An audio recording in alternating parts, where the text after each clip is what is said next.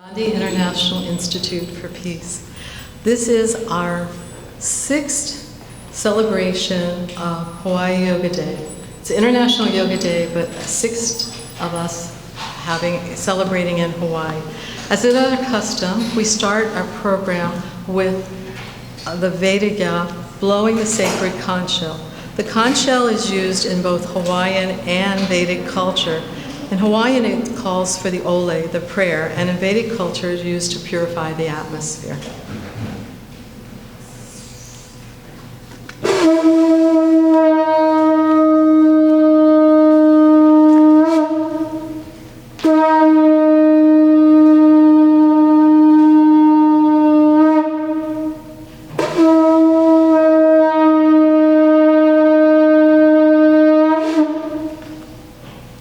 Thank you. The Hawaiian blessing today will be given by Dr. Kaleo Patterson.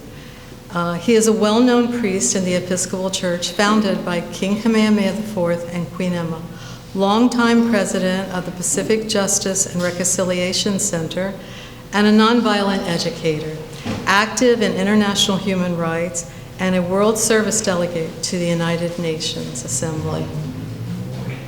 Dr. Patterson.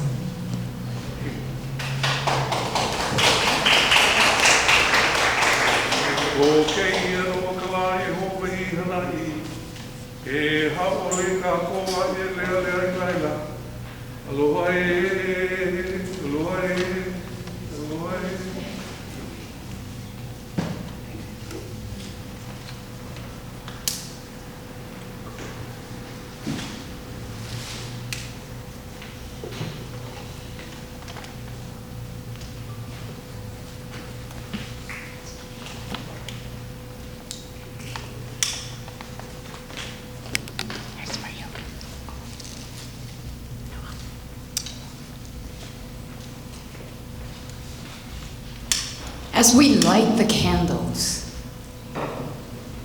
and we commemorate and celebrate this International Yoga Day, we're very grateful for the Gandhi International Institute for presenting this. So let me begin by sharing with you some of the morals of the Dojo-kun of the Kamakapili,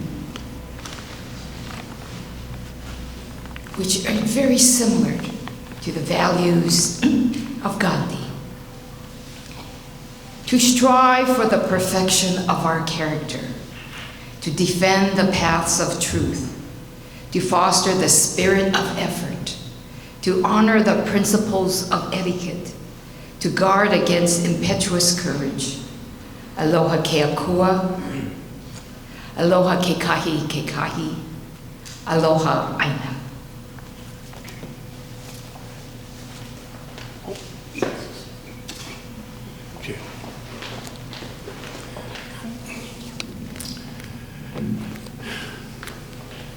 Aloha and good morning. Here are a few quotes for this very prestigious day from Mahatma Gandhi and others. I'll let you decide which one are from Gandhi and which one are from others. Happiness is when what you think, what you say, and what you do are in harmony. The best way to find yourself is to lose yourself in the service of others. Just as the body cannot exist without blood, so the soul needs the matchless and pure strength of faith. Truth is one, paths are many. Yoga is the dance of every cell with the music of every breath that creates inner serenity and harmony. Yoga is a blessing bestowed on humans by God to make things better for ourselves, and the world will be better too. Yoga is not about touching your toes, it is what you learn on the way down. Yoga is the space where flower blossoms. The longer it takes for a flower to bloom, the more beautiful it becomes. And today we have a visitor from China, Rongji, and she's gonna read this in Chinese for our new audience in China.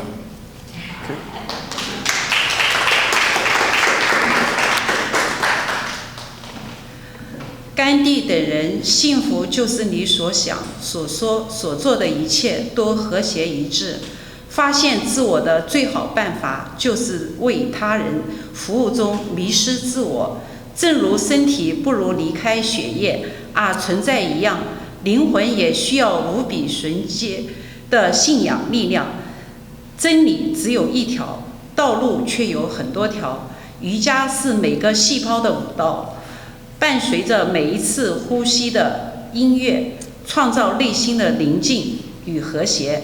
瑜伽是上帝赐予人类的祝福，让我们自己的生活变得更好，而世界也会变得更加美好。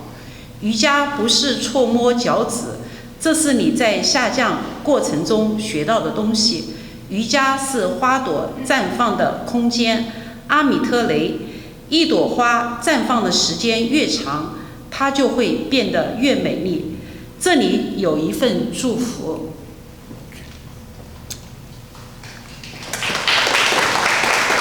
谢谢。谢谢。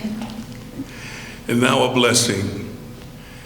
Na Yehovah, o e ho mai ka I mai, a e malama mai. Na Yehovah e kau mai ka malama lama o kona maka maluna I ho. A e loko mai ka I mai ia oe. Nā Yehovah e malio mai ia oe. A e haawi mai I malu no. The Lord bless you and keep you. The Lord make his face to shine upon you and be gracious to you. The Lord lift up his countenance upon you and give you peace. Amen. Amama ua noa. Okay.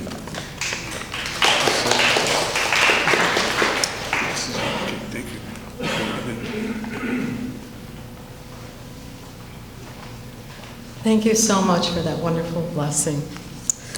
The Sanskrit prayer and Vedic yoga philosophy will be presented by Vedagya. He is a 50-year student of Vedic culture, founder and president of Krishna Book Printing and distributing over 15 million books on the science of self-realization, authored by Bhaktivedanta Swami Prabhupada. Vegetarian since 1970, founding several vegetarian and vegan restaurants, he is now managing Creative Cuisine, a plant-based catering service. Founder of Share Bliss, a movement designed to resolve conflict through self-introspection. Vidya? You get a leg.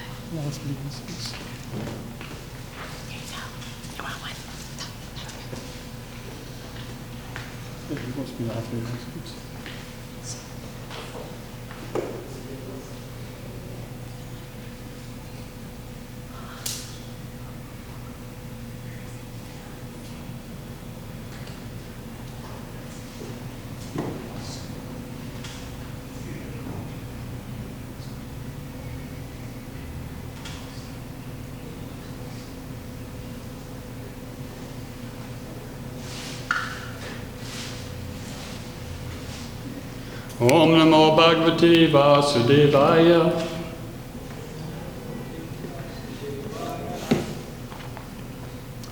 This 10th anniversary of International Yoga Day is very important for the global family. The world is on the precipice of major conflict of a scale which has never been experienced, and if not thwarted, could have the most devastating results imaginable. As aspiring yogis and yoginis, it is incumbent upon us to at least make every effort to raise the consciousness of anyone and everyone we contact, if only through our positive and uplifting attitudes. Yoga is not a belief system or religion that one will die for, but a process of self-improvement, which as it is promoted, will have an effect of calming down the tendency to fight and take up arms.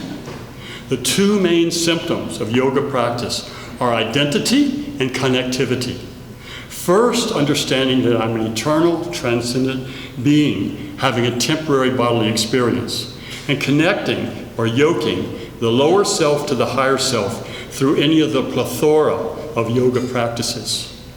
By controlling the lower self of the five senses, the mind, the intelligence, and false ego, with the Atma, the eternal self, the yoga practitioner not only solves their own internal conflicts, but becomes a public representative for peace and love. Schizophrenia is one of the principal psychological stumbling blocks of our modern era, and yoga directly addresses that by uniting the lower and higher selves within us so that we become a whole person, now capable of sharing that with others. The principle of ahimsa, hymns to strike, and therefore with an ah, not to strike, including injury, with one's deeds, words, and thoughts towards any other living being.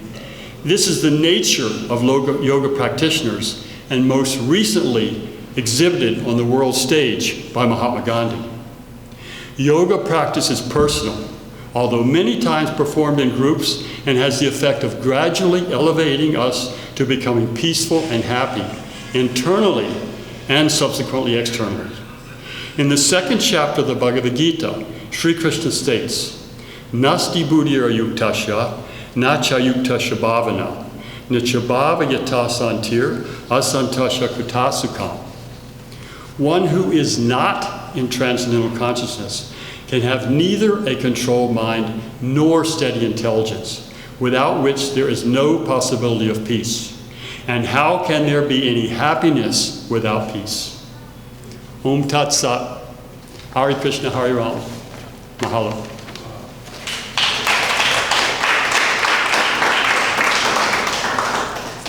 It is my pleasure to introduce Dr. Raj Kumar. He is the founder of the Gandhi International Institute for Peace and President Emeritus. He is also the president of the Indian American Friendship Council, the Hawaii chapter. He initiated the House Bill 349 to recognize June 21st each year as International Yoga Day in Hawaii. He is a certified yoga teacher and a wellness counselor and has authored numerous books. So now I would like to present Dr. Raj Kumar.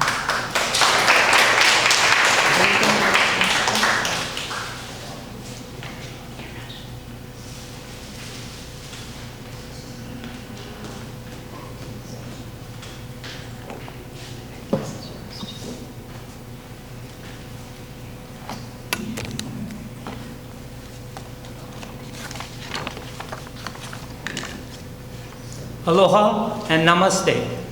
Namaste means I welcome you all and bow to God residing in your heart. On behalf of Gandhi International Institute for Peace, I would like to welcome you all to our 6th annual International Yoga Day celebration. The United Nations General Assembly adopted a resolution introduced by India recognizing June 21 as International Day of Yoga. Here in Hawaii in 2019, GIIP, our Peace Institute, initiated efforts with the Hawaii State Legislature that led to enactment of Act 102 signed by former Governor David Y. Ige to designate June 21 of each year as International Yoga Day in Hawaii. We are raising awareness about health and yoga from the land of Aloha to the rest of the world. There are more than 215 yoga studios right now in Hawaii. A lot of people and tourists practice yoga on the beach. Hawaii is the first state in the nation to officially recognize International Yoga Day, so we have set a good precedent. I would like to acknowledge and thank our guest of honor, Honorable Senator Mike Gabbard, for introducing the International Yoga Day bill in the Senate, and also wanted to recognize or honor Honorable Scott Saiki, our House Speaker. He introduced the bill in the House, and they helped us to pass it. I would like to thank Honorable Governor Josh Green for issuing the proclamation, Honorable Mayor Rick Blangiardi for issuing the proclamation, as well as sending Executive Director Kylie Trask O'Connell, Executive Director, to represent him in the event today. The theme for this year's event is for inner peace and world peace.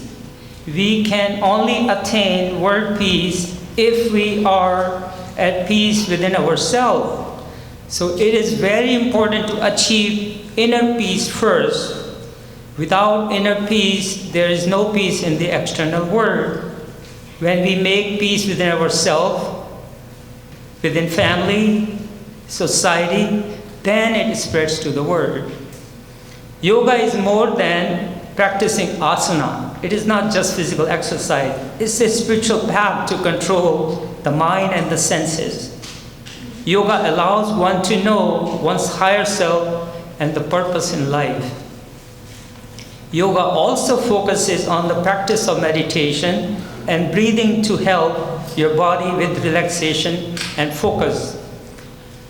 With less oxygen, body cries. With more oxygen, body flies. No oxygen, body dies. Meditation doesn't have to be involved by sitting in cross-legged position on a chair or on the mat, but can simply just be you setting aside your phone or laptop and focusing on your breathing while turning out and noise around you.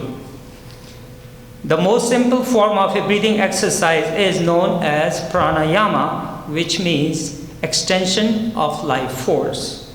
It involves breathing in through the nose, holding it for a few seconds, then exhaling. The best formula I teach people, always count 8 silently when you're inhaling, taking deep breath. Hold it for the count of 2 and exhale, counting again 8. So 8 plus 2 plus 8, easy to remember. Breathing is important because it allows you to focus on just the breath you take. It frees your mind and relaxes your body. When you are relaxed and not bogged down with the worries of everyday stresses, you can concentrate on what is truly important: peace, love, and understanding. It serves to control with our higher self. Through various breathing exercises and poses, yoga may help manage stress and reduce anxiety among people when combined with mindfulness and awareness. Yoga may reduce impulsivity, increases patience, and responds to stress in a calm, thoughtful manner, hence preventing fights and argument among people. Meditation is used to rediscover oneself by learning in depth who you are and taking the good you have and building on that. Then you take the bad and consciously decide against it and becomes a better person who is more aware all the time and live in the present moment. We can also practice mantra meditation for inner peace. Mantra meditation is a powerful tool to cultivate inner peace and immerse oneself in a present moment. A mantra is a sound or a phrase with a specific vibration and meaning that can be used to focus on mind during meditation. To practice mantra meditation, sit comfortably, keeping your spine straight, with your eyes closed, so you're closing all your 5 senses. Begin by taking deep breaths and releasing any tension in your body. Choose a mantra that resonates with you. Make sure you put faith in it. Om is the most powerful mantra. Senator Gabbard mentioned about this, the power of this mantra in the last year's presentation. Repeat the mantra silently 108 times, if possible, to yourself, and inhale and exhale with your breath. You can also enhance your concentration by using a bead necklace. It has 108 beads. So whenever you're reciting mantra, you use this one bead at a time and then move the finger downward. Okay? Through regular practice, you may find that repeating mantras create a space and new insights and perspective on life situations. Mantra meditation can also deepen one's spiritual connection and enhance feelings of compassion towards others in the society. I would highly encourage everyone to incorporate this type of meditation into their daily life, as it increases emotional stability